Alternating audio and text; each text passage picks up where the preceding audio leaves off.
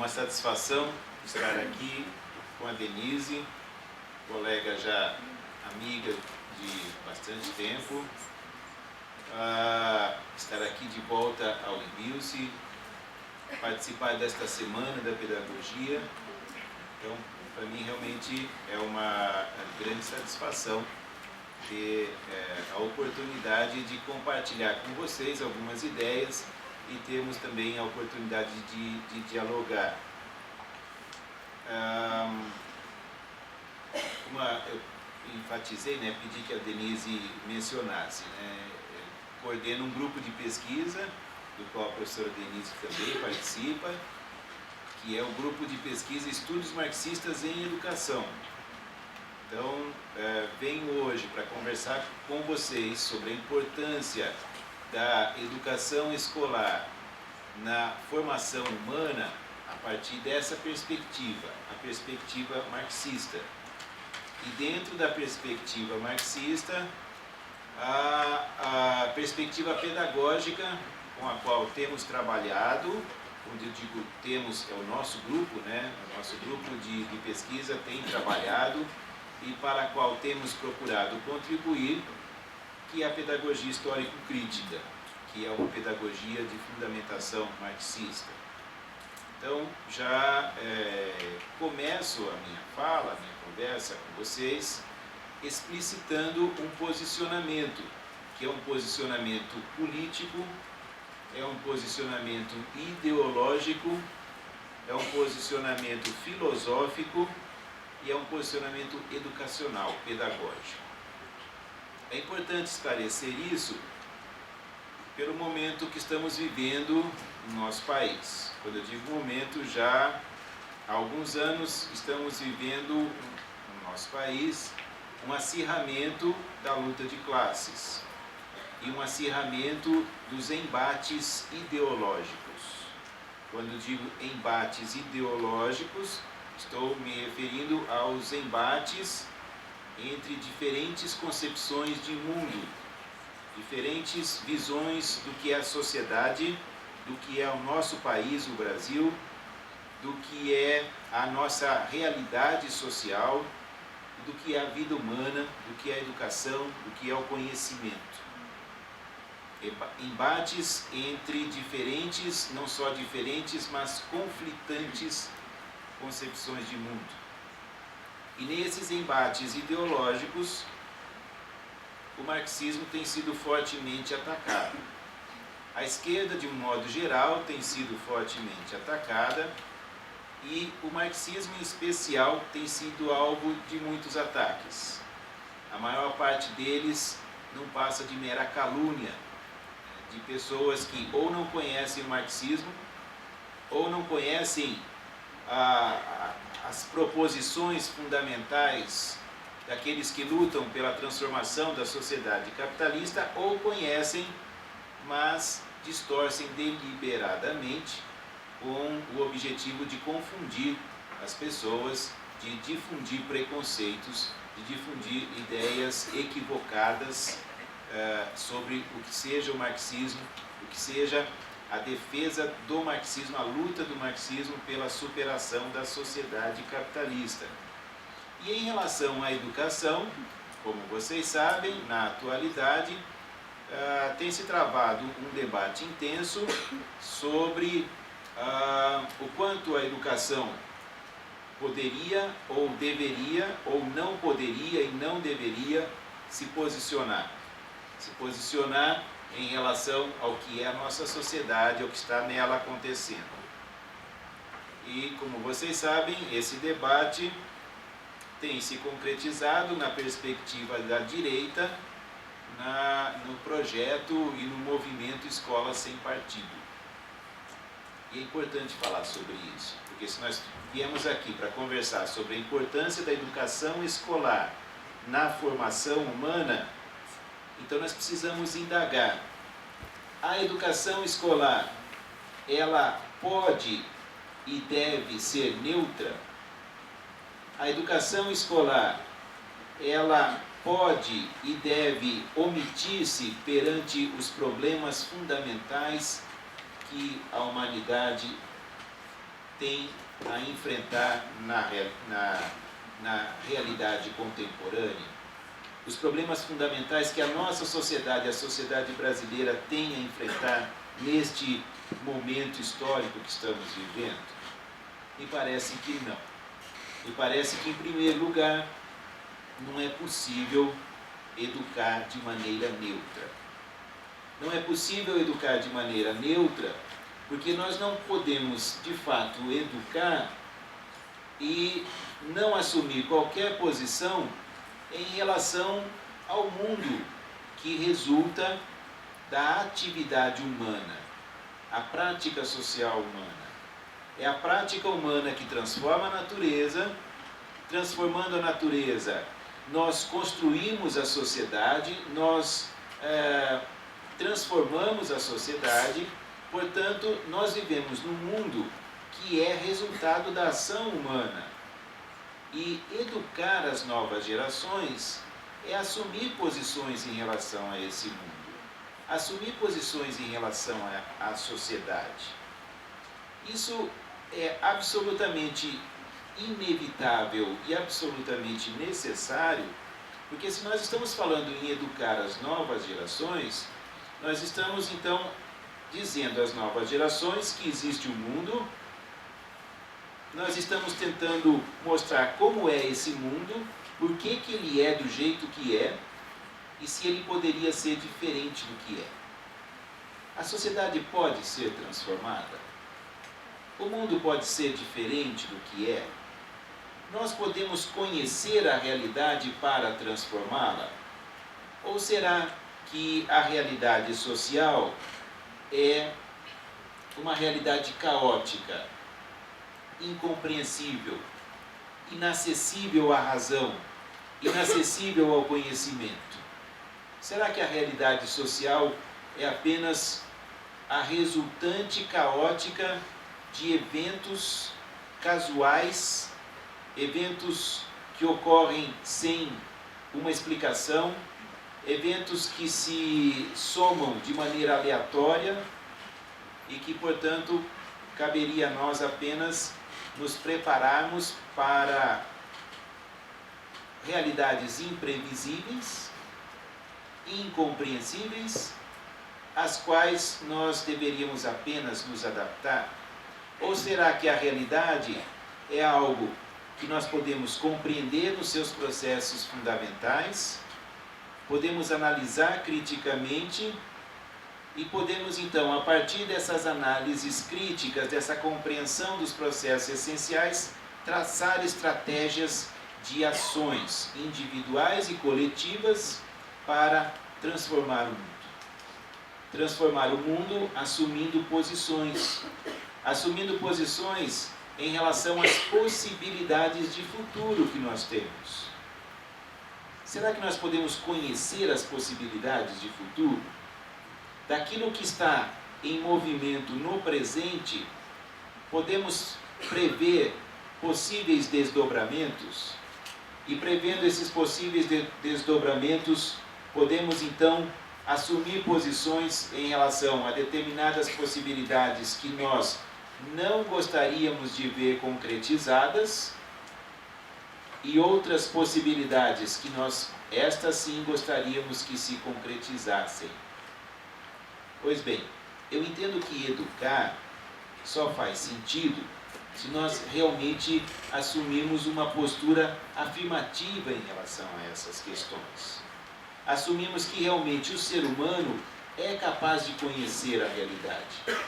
Não que esse conhecimento possa ocorrer de maneira absoluta, ou seja, que possamos esgotar a diversidade da realidade, esgotar toda a complexidade da realidade social e da natureza, e que então um dia poderíamos chegar a um ponto definitivo do conhecimento. Claro que isso não existe, claro que isso é impossível. Conhecimento humano é uma produção histórica. Conhecimento humano é um processo de constante aproximação à realidade. E essa constante aproximação à realidade, ela é passível de equívocos, ela é passível de parcialidades, ela exige superações, exige análises críticas, exige questionamentos e então trata-se de uma produção histórica, social, coletiva, no sentido de nos aproximarmos cada vez mais à compreensão do que é o mundo e da nossa prática nesse mundo, porque o mundo ele é o que é a partir da atividade humana. Ele é o que é porque nós, seres humanos, nos relacionamos com a natureza e entre nós e vamos então transformando essa realidade. Então a primeira questão é, sim, podemos conhecer o mundo. Podemos conhecer a realidade. Sim, podemos avançar no sentido da explicação da realidade para além das aparências cotidianas, buscando compreender aquilo que de essencial movimenta essa realidade social. E o que movimenta a realidade social são as contradições. As contradições que precisamos compreender numa perspectiva dialética para, então, buscarmos agir sobre essas contradições, colocá-las em movimento. E colocando as contradições em movimento, fazemos então com que a realidade caminhe em determinada direção. Mas além de afirmar que sim, podemos conhecer o mundo para transformá-lo, nós também precisamos assumir posições em relação a em que direção queremos transformar o mundo. Afinal de contas, quando nós dizemos que é necessário superar o capitalismo, precisamos responder por que é necessário superar o capitalismo. Porque os defensores da sociedade capitalista afirmam que o capitalismo é o que de melhor a humanidade pode ter. Os defensores do capitalismo entendem, por exemplo, que só é possível democracia na sociedade do chamado livre mercado. A liberdade, o que eles chamam de liberdade de mercado, seria um pressuposto essencial para a existência de uma sociedade democrática. Entendem que a intervenção no mercado é um ataque à democracia e à liberdade. Entendem que para haver liberdade, para que o ser humano seja livre, é necessário então que haja liberdade de mercado. Claro que por trás dessa retórica da liberdade de mercado, o que está se defendendo, na realidade, é a liberdade para o capital. É a liberdade para a burguesia. É a liberdade para que o capital possa avançar em seus processos de exploração do trabalho, de extração da mais-valia, de usurpação das riquezas que deveriam pertencer a toda a humanidade e que são transformadas em propriedade privada. É o caso, por exemplo, da água. A água, cada vez mais, se transforma em propriedade privada. A exaustão dos recursos hídricos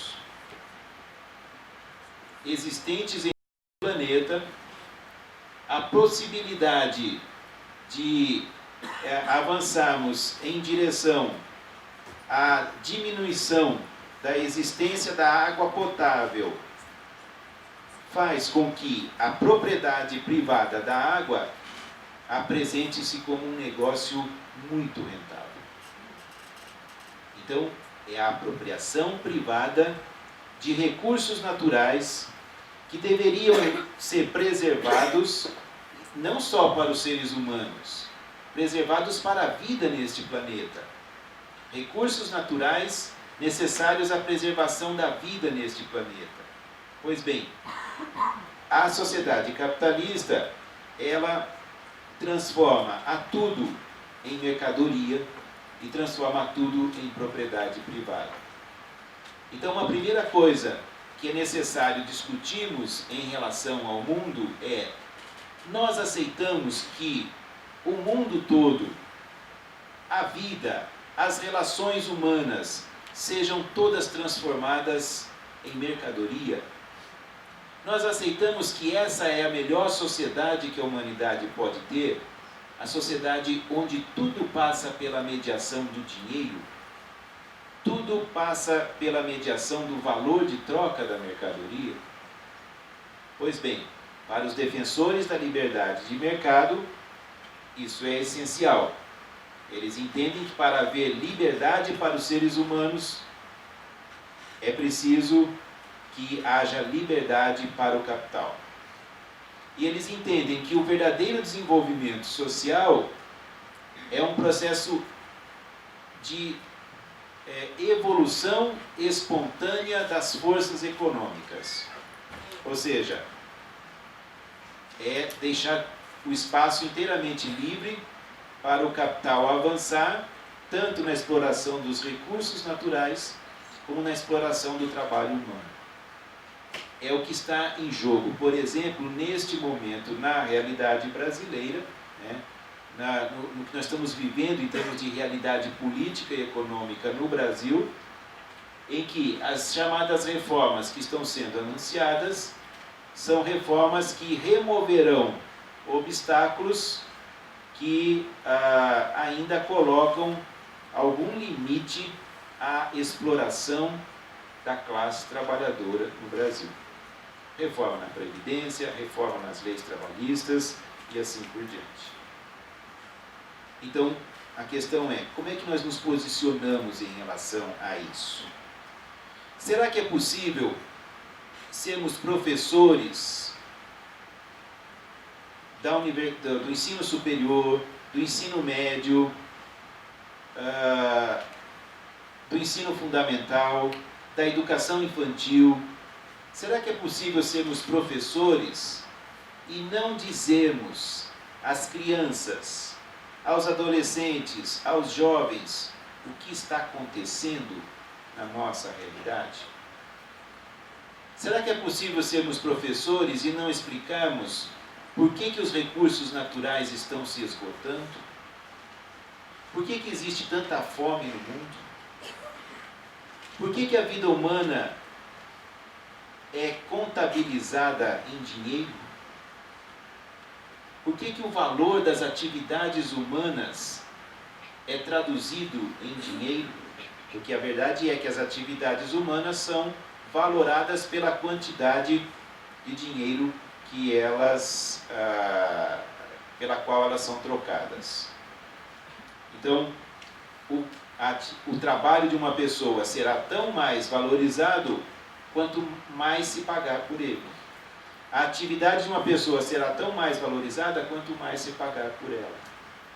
Será que é possível ser professor e não se posicionar em relação a essa realidade? Pois eu digo que não. Porque o simples fato de não se colocar essas questões em discussão já é um posicionamento. É um posicionamento de aceitação dessa realidade como uma realidade natural, como uma realidade indiscutível, como uma realidade que se eternizará para todos nós. Mas, para assumir essas posições, para debatermos essas questões, não basta simplesmente dizermos, somos contra o capitalismo, queremos superar o capitalismo. Nós precisamos, na verdade, entender as possibilidades que a própria sociedade capitalista gera de uma sociedade mais desenvolvida, de uma sociedade que avance para além dessa, e de vida humana, as possibilidades de vida humana, no sentido de avançarmos para formas de vida humana que sejam mais livres, mais universais e mais racionais do que são as nossas formas de vida na sociedade contemporânea. Estou então dizendo que o capitalismo é uma sociedade contraditória e nas suas contradições, ao mesmo tempo que criam-se formas nunca antes existentes na história da humanidade de profunda alienação, também criam-se possibilidades de desenvolvimento como nunca antes existiram na humanidade, desenvolvimento da atividade humana em direção a formas de vida e de atividade nas quais os seres humanos sejam mais livres, nas quais nós possamos desenvolver-nos de maneira mais universal, de maneira mais plena. Mas para compreendermos tudo isso e para trabalharmos em direção à transformação da sociedade para a concretização dessas possibilidades, nós precisamos então conhecer a história. Nós precisamos conhecer a história da humanidade. Nós precisamos conhecer como o ser humano foi dominando e transformando a natureza. Nós precisamos do conhecimento das ciências humanas, das ciências sociais e das ciências da natureza. Nós precisamos entender como é que o ser humano foi avançando no seu conhecimento da natureza, de visões de início imediatistas, porque era um conhecimento da natureza ligado à luta pela sobrevivência, e à medida que o ser humano foi adquirindo esses conhecimentos na sua luta pela sobrevivência, na produção de instrumentos, na transformação de objetos que passaram a ser então instrumentos humanos, na produção da linguagem, na produção de relações sociais, o ser humano então foi avançando no seu conhecimento da natureza, mas foi misturando um conhecimento objetivo, necessário à própria luta pela sobrevivência, com uma série de conjecturas e de ideias sobre a natureza que se revestiram de explicações fantasiosas, que se revestiram de explicações mágicas sobre o mundo. E assim o ser humano foi tentando caminhar no sentido de compreender o que é o mundo, por que o mundo é assim, e ao mesmo tempo tentar dominar o mundo. À medida que os processos foram avançando historicamente, o ser humano foi aos poucos superando parcialmente algumas dessas concepções místicas e mágicas sobre a natureza. E foi avançando em termos de uma maior objetividade do seu conhecimento. Foi avançando em termos de um aprofundamento da capacidade de conhecer científica e racionalmente a natureza. Acontece que os avanços nos conhecimentos da natureza ocorreram a partir de várias formas de organização histórica da sociedade, ou seja, de vários modos de produção, ou seja, o conhecimento foi avançando também a partir da divisão social do trabalho e da luta de classes. Então, o conhecimento da natureza, ele também carrega as marcas dessas contradições da luta de classes, da divisão social do trabalho, e ele tanto avança no sentido da humanização, como ele também, em certos momentos, reproduz alienação. O mesmo podemos afirmar em relação ao conhecimento da sociedade, sendo que os conhecimentos sobre a vida humana e sobre a sociedade apresentam-se ainda mais contraditórios, porque refletem mais diretamente essas lutas, as contradições, os embates ideológicos, porque é claro que, falando sobre a sociedade, nós nos referimos às formas de organização da sociedade, às formas de divisão da sociedade, e algumas perspectivas não têm interesse em que essas contradições se revelem, se desvelem e sejam analisadas e explicadas. Mas mesmo os conhecimentos da natureza, eles não são neutros em termos de visão de mundo, em termos ideológicos. Basta citar dois exemplos no campo das ciências da natureza e os impactos que eles tiveram, né, sobre a visão de mundo e, portanto, os impactos ideológicos. Um deles foi quando a ciência afirmou que a Terra não está no centro do universo, ou seja, que o Sol e as estrelas não giram ao nosso redor. Então, foi desfeita a visão geocentrista do universo. E vocês sabem que gente foi para a fogueira, morreu por defender esse tipo de visão, por defender um conhecimento objetivo e afirmar, olha, o Sol não gira ao nosso redor, as estrelas não giram ao nosso redor, nós não estamos no centro do universo. E um outro conhecimento foi a teoria da evolução das espécies, que até hoje desafia a visão de mundo de muita gente.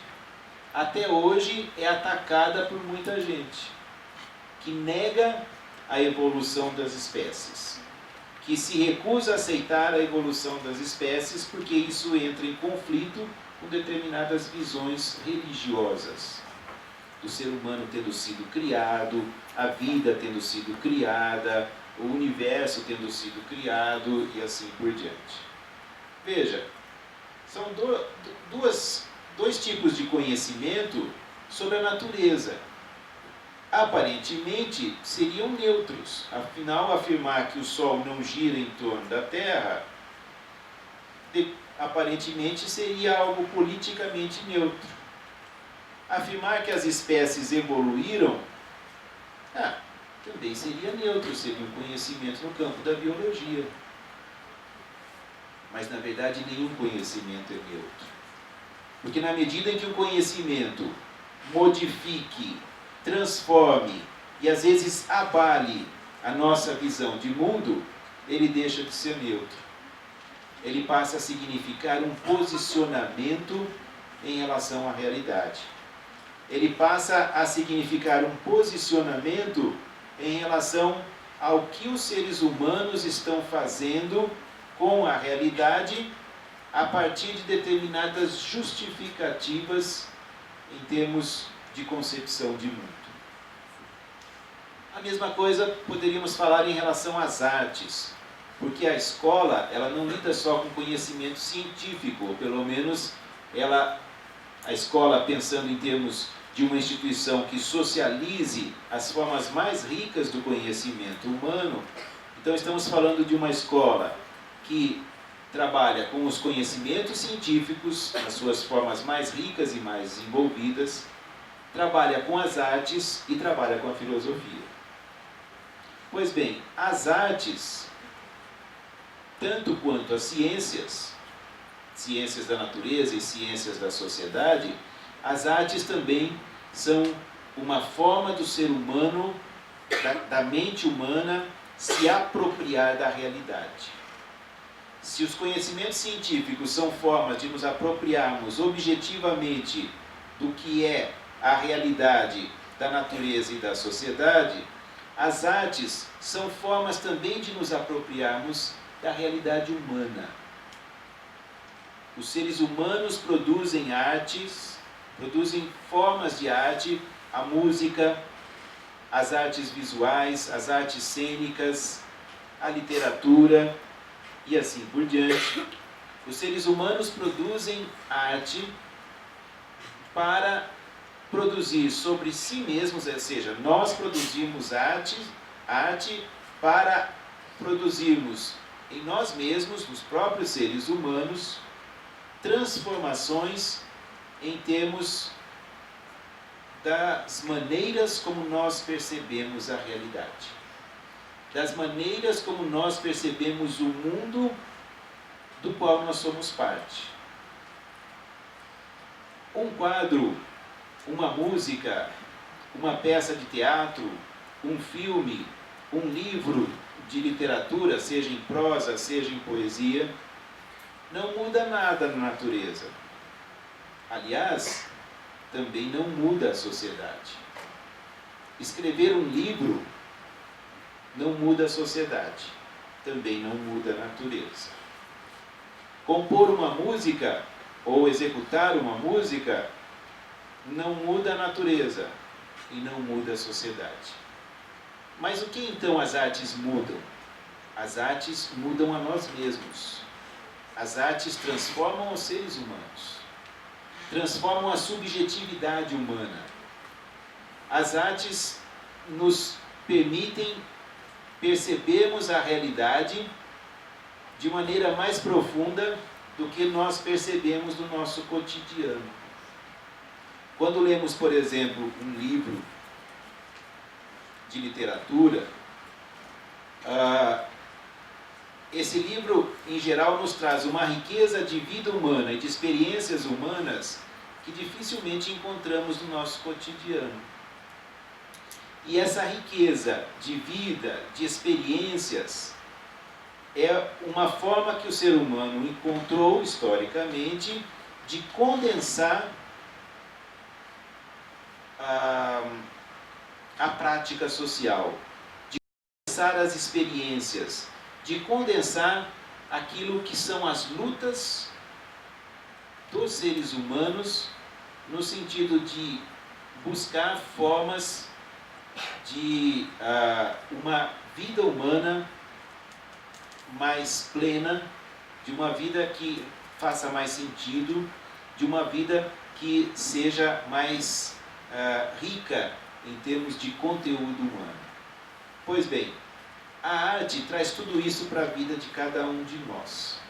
Claro que eu estou falando aqui de uma maneira bem generalizada, eu estou falando das artes em geral, né, mas isso aí demandaria longas discussões sobre, inclusive, a qualidade das produções artísticas. Eu não estou pressupondo que todas as produções artísticas tenham a mesma qualidade, não estou pressupondo que todas as produções artísticas nos enriqueçam da mesma maneira. Há diferenças em termos de qualidade e de riqueza das produções artísticas. Mas para não entrar nessa discussão, eu estou fazendo aqui uma generalização, né, em termos da importância das artes para a vida humana. Nesse processo de suspensão da cotidianidade e de elevação do indivíduo a uma perspectiva do que é a vida e do que é a realidade humana, que nos coloca em conexão com a história do gênero humano. Mas não uma conexão com a história do gênero humano apenas no sentido de ficar conhecendo fatos e processos importantes da história do gênero humano, mas no sentido de vivenciarmos tudo isso como se fosse a nossa própria vida.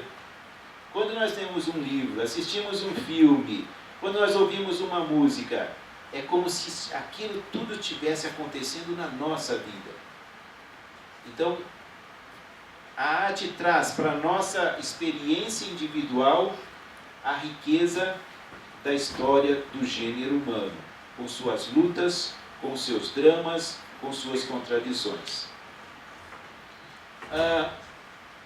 E a filosofia também é fundamental para a formação humana, porque é por meio da filosofia que nós elaboramos um conjunto de questões e buscamos respostas a estas questões. Questões sobre o que é a vida, o que é a sociedade, o que é o conhecimento, o que é o ser humano, como é que o ser humano se transforma, como é que a vida humana pode se modificar, como é que nós produzimos conhecimento. É todo um conjunto de questões que nós formulamos e que nós procuramos responder, mas não a partir da mera opinião, não a partir apenas da nossa experiência de vida individual, mas a partir de reflexões que são sínteses feitas, muitas vezes, por indivíduos que elaboraram textos, obras filosóficas, mas, embora tenham sido elaboradas essas obras e esses textos por indivíduos, na verdade, são sínteses que vão muito além da reflexão daquele indivíduo. São sínteses que são objetivações da experiência humana para muito além do cotidiano, no sentido de percebermos a realidade humana para além do que são as demandas da prática imediata do cotidiano. A educação escolar, ela precisa trabalhar com esses conhecimentos.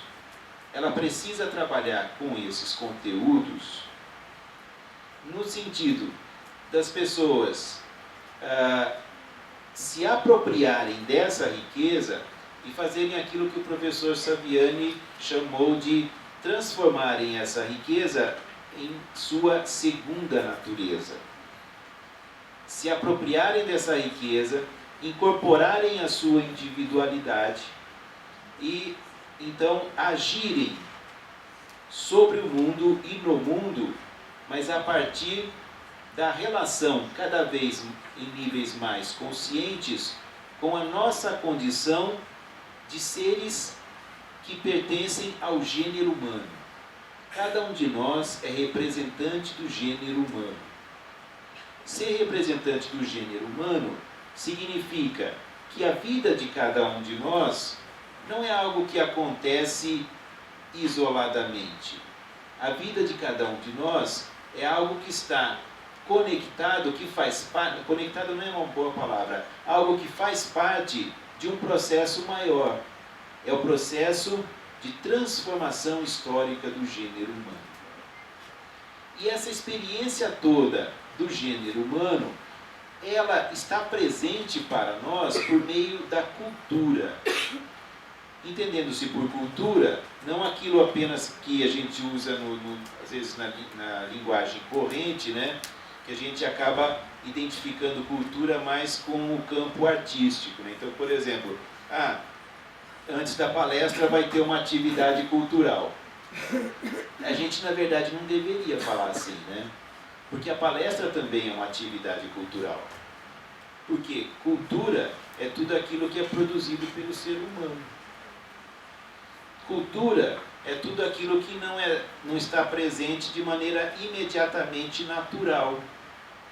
Então, uma fruta na natureza é um fenômeno natural. Mas uma fruta de uma árvore que é plantada pelo ser humano para exatamente produzir alimento, então isso é cultura. Tanto que a palavra cultura, ela, nas suas origens, ela está ligada exatamente à agricultura, ou seja, ao cultivo da terra, ao cultivo para a produção de alimentos. Pois bem, então cultura é tudo aquilo que resulta da atividade humana.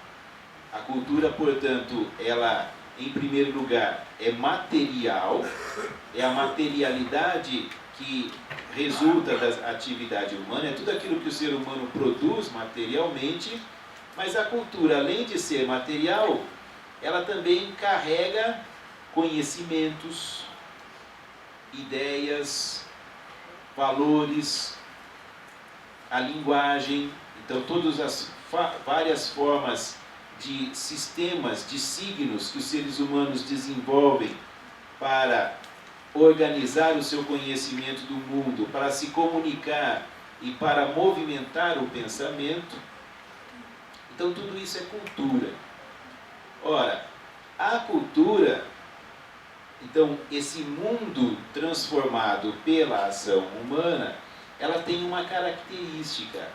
A cultura, ela carrega a memória da atividade humana passada. Mas essa memória da atividade humana passada não é só aquilo que está, por exemplo, escrito nos livros ou nas histórias que as pessoas contam umas para as outras, ou naquilo que está nos vídeos, ou naquilo que está nas composições musicais. A memória da atividade humana passada é muito mais que isso. A memória da atividade humana passada está, por exemplo, nos objetos que nós usamos. Porque os objetos que nós usamos carregam a atividade humana. É o que se chama, vamos dizer, nos conceitos marxistas com os quais eu tenho trabalhado já há algum tempo, é o que se chama de processo de objetivação. O que é o processo de objetivação?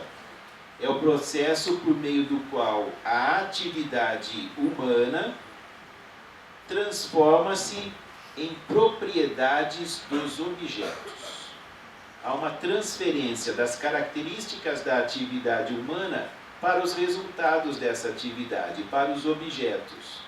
Quando falamos em objetos ou resultados da atividade humana, devemos considerar tanto os objetos propriamente físicos, materiais, como também os objetos no campo do mundo das ideias, que poderíamos chamar os objetos ideativos.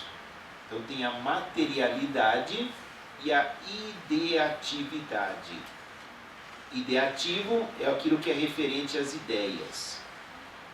As ideias, elas existem objetivamente, mas elas podem ser consideradas produções não materiais dos seres humanos. Quando falamos não materiais, não quero ser mal compreendido. Toda produção não material tem uma base material. Todo fenômeno não material, ele tem uma materialidade, uma base material. Só que o essencial desse fenômeno não é material. Por exemplo, nós aqui estamos nos comunicando. Eu estou usando a língua falada. Então, eu estou usando a materialidade do som. Por meio de todo o meu aparelho fonador, eu estou produzindo sons que vocês decodificam e por meio dessa materialidade eu estou me comunicando com vocês. Mas ali aquele grupo está usando a língua de sinais. A língua de sinais está trabalhando com as mesmas ideias que nós estamos trabalhando aqui. Mas a materialidade da língua de sinais é outra. É a movimentação das mãos, ou seja, os sinais, os gestos feitos com as mãos, e a capacidade visual, então, de vermos aqueles movimentos. Se nós pensarmos no livro, o livro ele pode ter diferentes suportes materiais. O livro pode ser impresso, então a gente pode ler o livro. O livro pode ser em braille, então se ele for em braille, o leitor terá que usar as mãos para ler o livro. O livro pode ser audiolivro, então o audiolivro a gente ouve. O livro pode ser digital, a gente vê na tela do computador ou na tela do tablet. Mas em todos esses casos pode ser exatamente a mesma obra, o mesmo livro. Sei lá, por exemplo, Dom Quixote de La Mancha. O livro é o mesmo, mas ele pode ser lido no papel, ele pode ser lido no computador, ele pode ser ouvido se for audiolivro, ele pode ser em braille. O livro será o mesmo, será o Dom Quixote. Agora, o suporte material desse livro pode variar. É nesse sentido que eu estou fazendo essa distinção entre produtos materiais e produtos não materiais da atividade humana. Mas da mesma forma que os produtos não materiais, como no caso do livro, têm a sua materialidade, os produtos materiais também têm a sua ideatividade. Então, um copo, por exemplo, tem aqui um copo, é um produto material, é algo produzido pelos seres humanos. Mas quando nós utilizamos o copo, nós utilizamos porque nós temos ideia de para que serve o copo. Nós temos a noção de para que serve o copo. Nós temos o conhecimento de para que serve o copo, da função do copo e de como usá-lo. Então a gente usa o copo nesta posição. Como ele está com água, não dá para não vou virar. Mas se ele tivesse vazio, eu podia virar de cabeça para baixo. Aí a gente não usa o copo de cabeça para baixo. A gente pode colocar o copo de cabeça para baixo depois que o lavou, para ele secar. Mas para usá-lo, eu falei cabeça, né? A boca. ele tem que estar com a boca para cima, né? Então, é a posição que usa o copo, como é que segura o copo. Tanto que quando a criança está aprendendo a usar esses utensílios, né, ela está com o copo... Ó, presta atenção que você vai derrubar esse leite. Ela está com a caneca, ela está com alguma coisa na mão, ou seja, ela tem que aprender a manter o copo com a boca para cima. Então, além de ser um objeto material, ele também carrega ideias, noções sobre a função e sobre os modos de uso desse objeto na vida humana. Isso para um objeto bem simples como é o copo. Quanto mais complexo for o objeto, mais ideias, mais noções ele também conterá. Estamos falando, então, voltando ao início do que eu estava explicando, do conceito de objetivação. Objetivação é a transferência das características da atividade humana para os produtos dessa atividade, que podem ser produtos predominantemente materiais ou ideativos, da matéria ou das ideias. Esses produtos da atividade humana, a partir dos processos de objetivação, são, então, atividade que se transfere para a cultura, que se transfere para os objetos, para as produções humanas. Uma das características desse processo de objetivação é que ele é cumulativo. Ele vai acumulando experiência, ele vai acumulando prática social e também ele realiza uma síntese, e às vezes eu chamo de condensação. As objetivações vão sintetizando a experiência, vão condensando a experiência, de tal maneira que, à medida que a história vai caminhando, a realidade cultural humana vai se tornando uma densa acumulação de experiência social. Essa acumulação de experiência social, ela vai se depurando, se sintetizando, e chega a cada pessoa, a cada ser humano, como uma síntese da história, como uma síntese da experiência. Chega como atividade humana acumulada, atividade passada. Marx traduziu essa ideia com o conceito de trabalho morto. O que é o trabalho morto? O trabalho morto não é trabalho que não tem mais valor, não é trabalho perdido.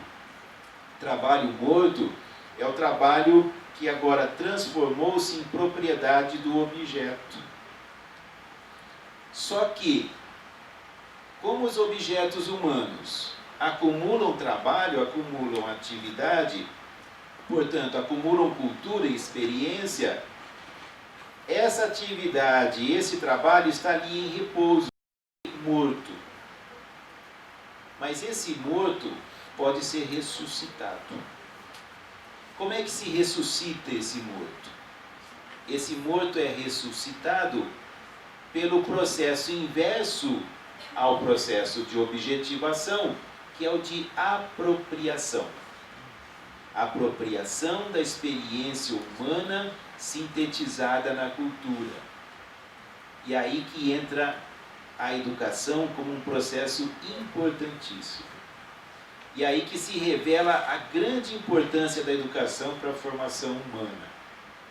Porque na educação, e em especial na educação escolar, quando nós trabalhamos conteúdos das ciências, das artes, da filosofia, é comum que as pessoas acusem que nós estaríamos trabalhando com coisas mortas, coisas do passado, coisas sem vida, coisas que não teriam valor para a experiência atual.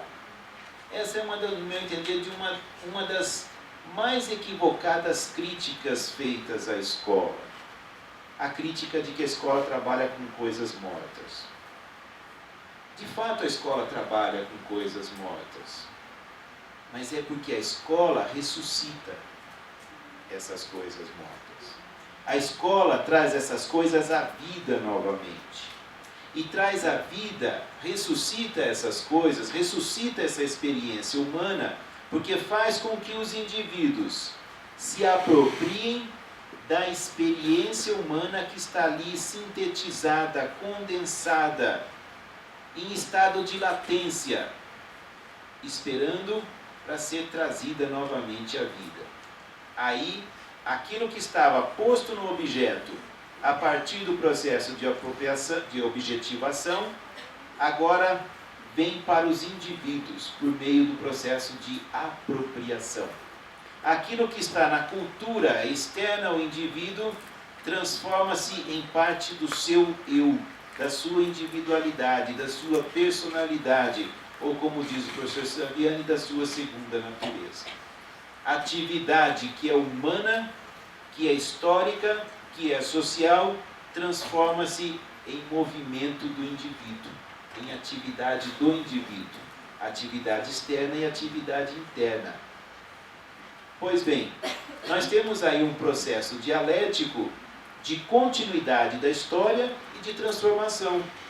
Porque à medida que os indivíduos se apropriam de toda essa riqueza, eles se apropriam de imensas possibilidades, não só de continuidade daquilo que existe, mas também de produção de algo que ainda não existe. Porque no existente e nas contradições existentes no existente, existem as possibilidades daquilo que ainda não existe.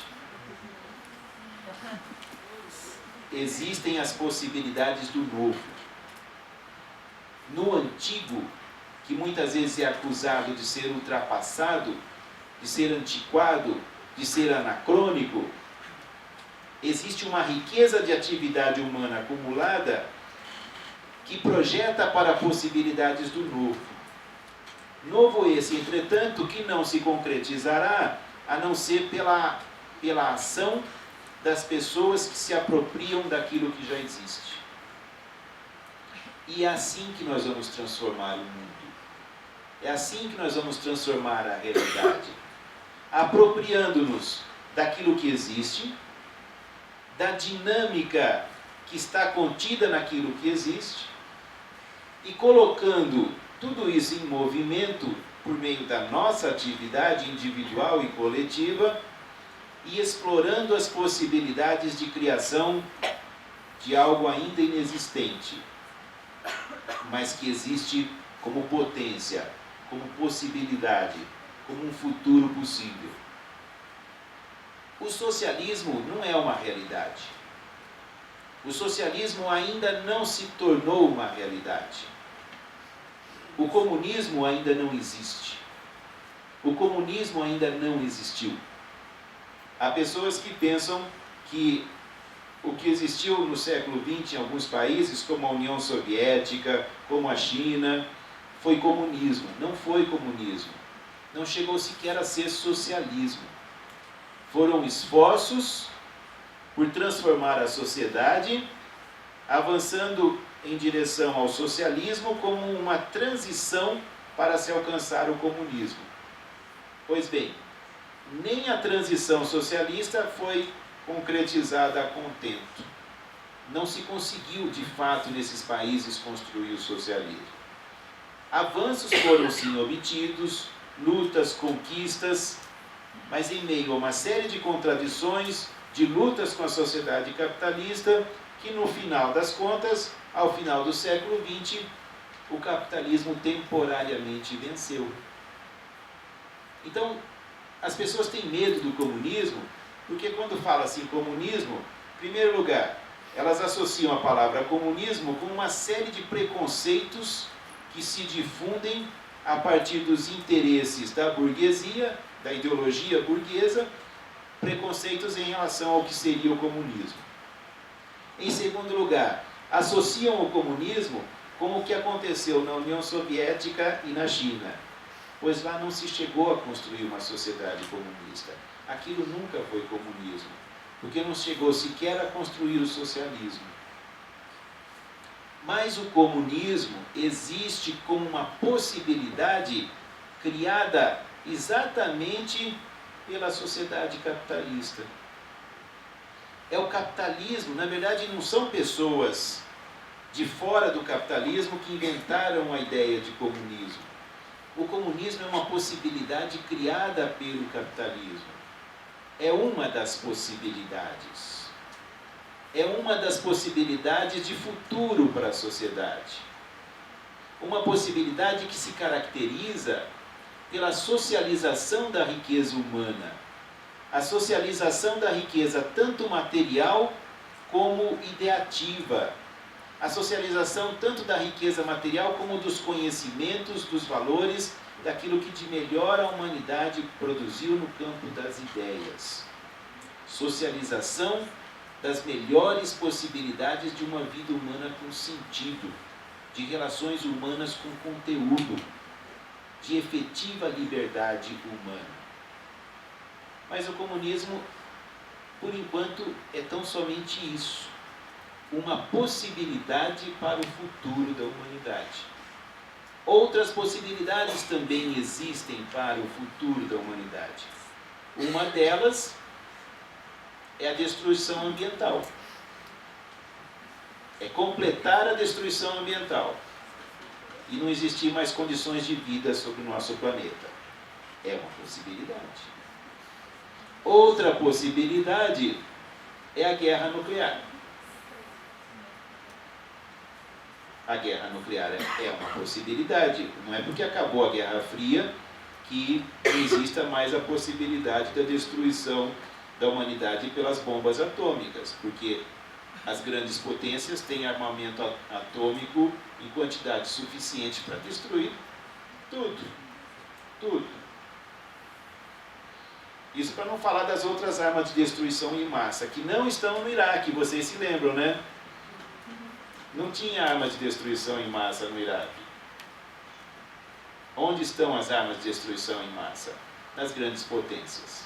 Lá sim tem as armas de destruição em massa. Armas químicas, armas biológicas, muitas que nós nem sequer sabemos que existem. São possibilidades destruidoras para o futuro da humanidade. Outra possibilidade destruidora para o futuro da humanidade é o avanço incontrolável da violência e da barbárie. De tal maneira que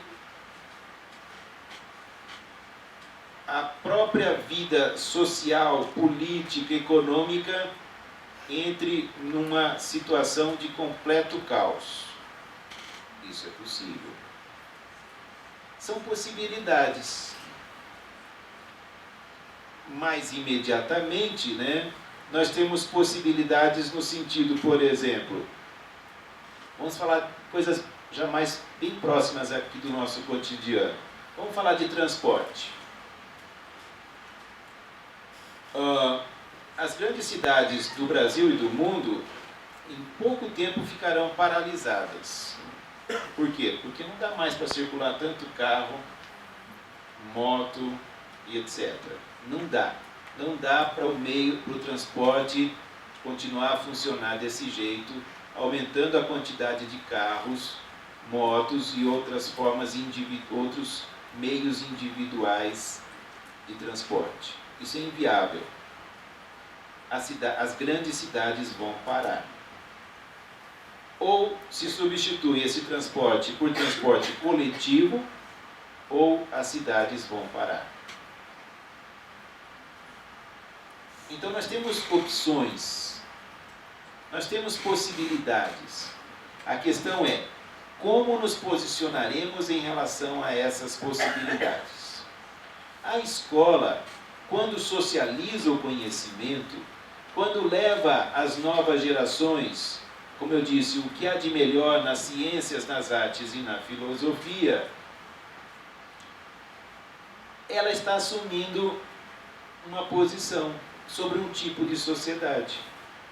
Ela está assumindo a posição por uma sociedade na qual aquilo que é produção humana seja socializado, não seja propriedade privada. E aí que as pessoas possam, de fato, se apropriarem das riquezas humanas, com todas as contradições que essas riquezas têm, com todos os problemas que elas têm, mas se apropriarem dessas produções e utilizarem essas produções no sentido de fazer avançar as melhores possibilidades que a humanidade tem. E aí, como escreveu Antônio Gramsci. Antônio Gramsci escreveu que possibilidade quer dizer liberdade.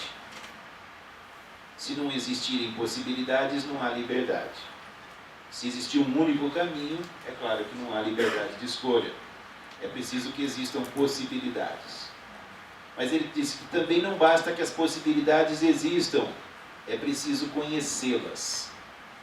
Porque elas podem existir, mas se nós não as conhecermos, ficaremos à mercê das circunstâncias. Então é preciso que existam as possibilidades, é preciso conhecer as possibilidades, mas isso ainda também não é suficiente. Gramsci escreve, é preciso saber utilizar as possibilidades. Porque às vezes a gente pode conhecê-las, mas não saber como transformá-las em realidade. Esse saber utilizá-las envolve inclusive estratégias de ação coletiva e individual para que essas possibilidades se concretizem.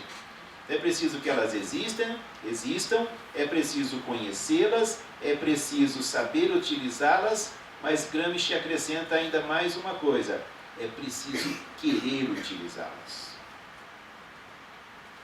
Se não existir o querer, que é o nosso posicionamento no sentido, vamos transformar essas possibilidades em realidade, elas poderão não se concretizar.